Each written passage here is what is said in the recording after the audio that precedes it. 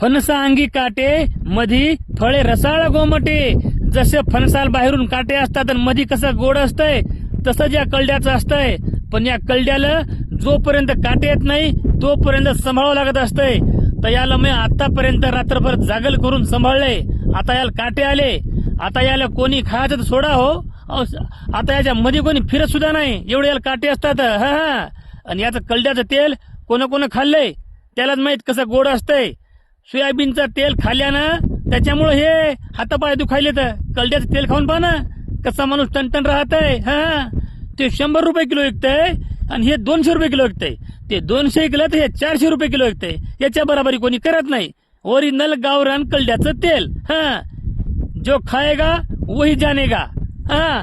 हे पहा एकरभर रान आहे. हो 1.5 ते 2 क्विंटल तेल निघतंय. टेन्शन नाही, वर्षभर पाहायचं काम नाही. हो द्या मग आवाज द्या आता.